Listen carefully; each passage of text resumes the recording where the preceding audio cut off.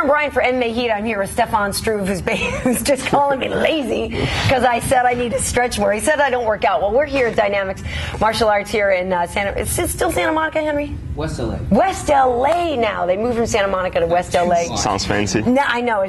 Santa Monica sounded a little more high-end, though, no? Yeah, well, West LA, too. I don't think a lot of people know Santa Monica. Yeah. In Europe, it's like West LA. West LA. There you Okay, go. so you think it sounds more gangster now, right? Well, it depends on who you hang out with in Holland. You can use both. Whatever. We're on the west side.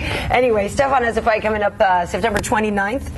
It's going to take place in England, and he's taking on Stipe Miocic. Stipe's undefeated. Yeah, well, seen that before. For how long? Exactly. I fought a lot of guys in the UFC who were undefeated, before they fought me. So it doesn't really, bother me too much, the fact, that he's undefeated. Remind me, who did you take out that was undefeated before? I believe Chase Gormley, Moorcraft, McCorkle, maybe more. Maybe more. Before I'll check on that, and we'll put a little thing up on exactly. But yeah, so that doesn't, I mean, that's not bad, and I mean, obviously they are giving him to you. You're good. It's not like they're, you need to be built up more. Obviously, I think you're on your way and you're doing really well. But I think people are put against you as a big test. Well, yeah, I think for him too. I think I'm the biggest guy of the biggest name he's fought so far, and being undefeated. The only thing that tells me that is you haven't fought the guy that was good enough to beat you yet, and I think I'm the guy that's good enough to beat him, so I'm pretty sure I am. How do you feel coming off your fight with LeVar Johnson? That was a fast finish for you. Yeah. How'd you feel about that fight?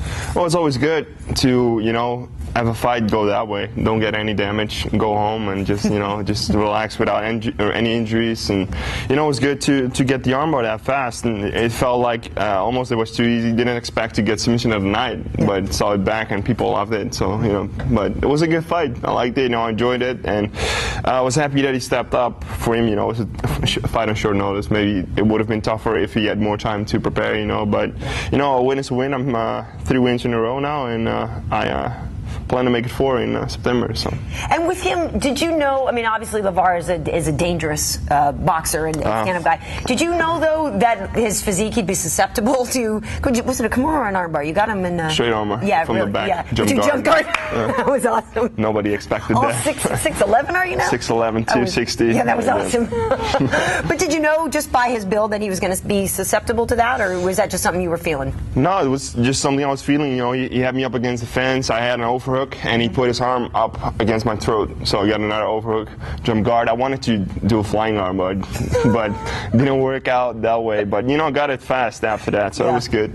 Very nice, very nice. So when you look at Stipe, then what do you see as his weaknesses or his places where you believe you have an advantage? He's a really tough guy. He just goes for it. He keeps on going.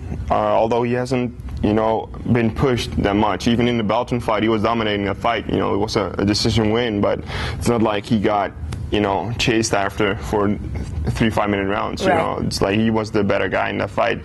And then his other 2 fights were pretty short.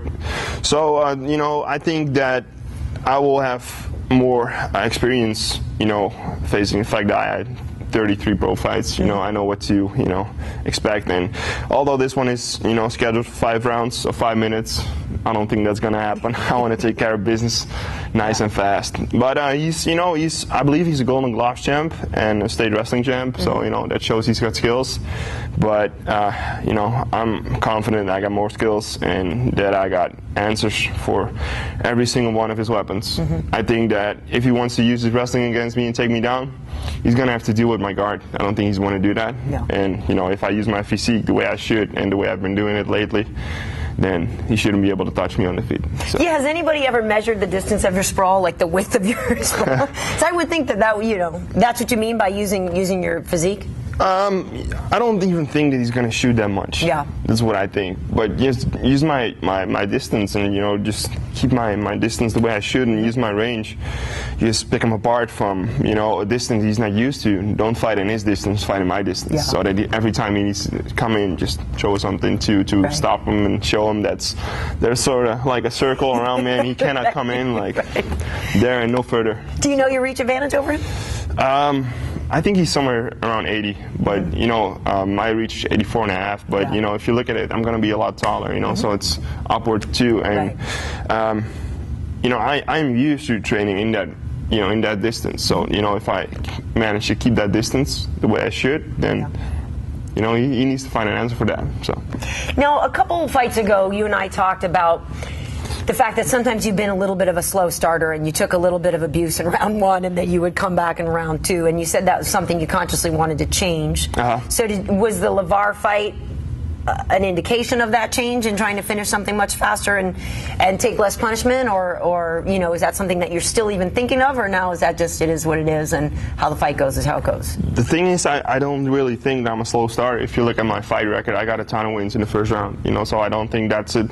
But I think I made a couple of stupid mistakes in the fights I lost that I shouldn't have done. Like, for instance, I had no trouble at all, you know, using my distance in the fight getting my distance in the fight with Travis, until I threw that stupid knee. You know, something you don't want to do when, you know, a big guy's coming at you. And that was a highlight reel punch too. I mean, that was every time I see it, I'm like, I'm not going to do that again. No. So, you know, that won't happen again. No.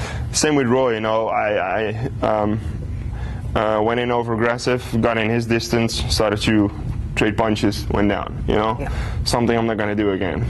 I'm not going to move backward when I'm going to fight Junior again. You know, that's something you don't want to do. So, you know, I don't think it's, you know, what I said. I don't think it's the slow start that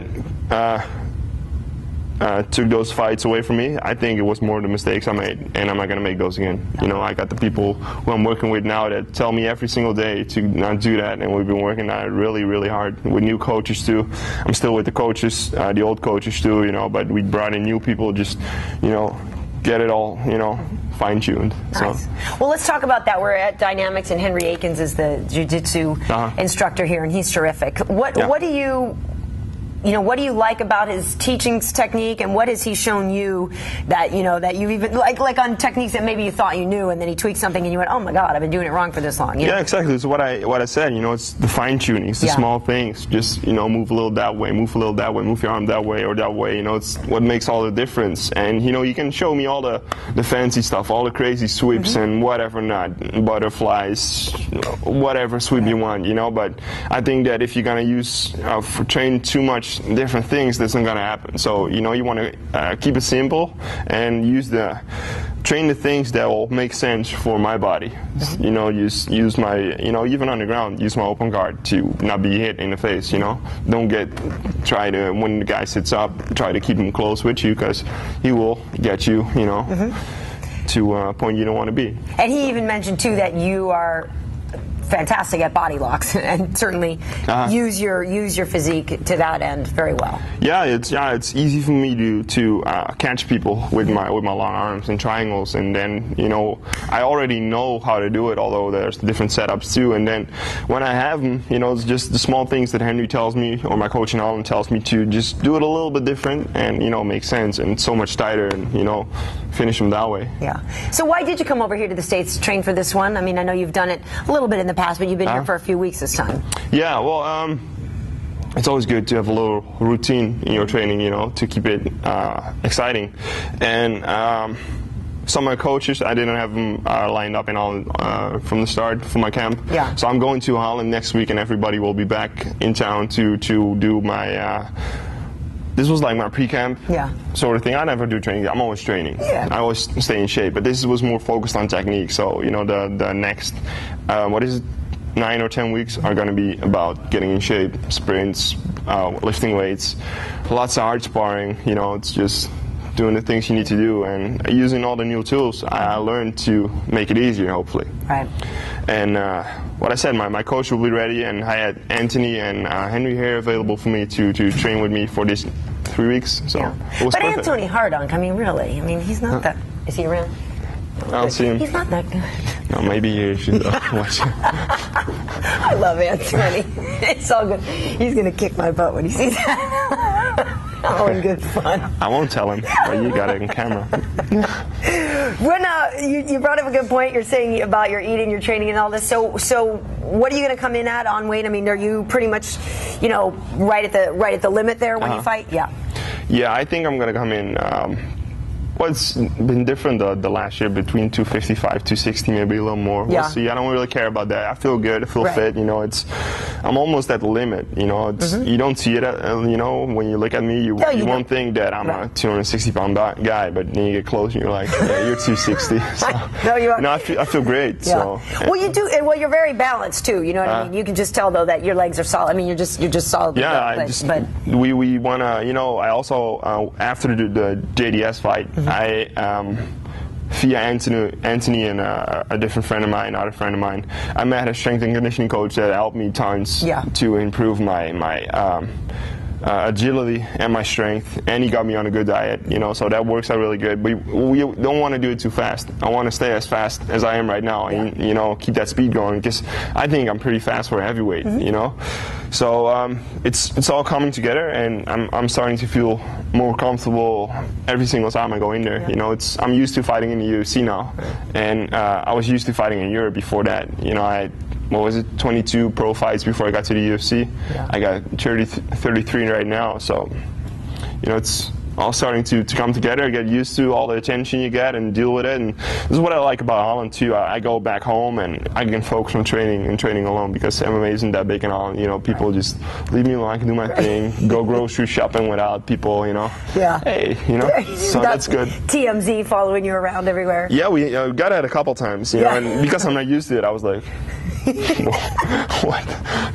And lastly, I just want to talk about, you mentioned JDS. Is that a fight you want again? I mean, is that one that you want to get back and have another chance at him? All the losses, I want to avenge those. You know, I want to get those off my record, to say it that sort of way, to get those back. And do you see him being champ for a while, though? I think he could be, although Kane looked really impressive in his last fight. He looked super aggressive, you know, and you know, we got a couple other guys. Cormier is doing really well, so it's going to be good to see how good he is when he comes to the UFC or fights Frank. You know, so there's a ton of guys, and there's also what the UFC didn't have before in the heavyweight division. There's a ton of guys coming up. You know, like a guy like Stipe, for instance. You know, nobody really knows how good he is right now. He's undefeated. You know, he's a state wrestling champ, Golden Glove champ. You know, so he might be, you know, the next champ. I don't think so, but he's got to get past you first. Exactly. All right. Well, good luck in that, and thanks for letting us come and watch train with Henry and Antoni. And you know, it's funny because I'm trying to remember the first time that we did an interview. I think it was before my fight in Oakland with Moorcraft, 117. I was there too with Antoni and Henry training for my fight. So the other one, and it's funny. It's just been great. It's been a real treat to watch you evolve and get better and better, and it's great. Cool. So thanks. Congratulations on your success so far, and keep up the good work. I will do that.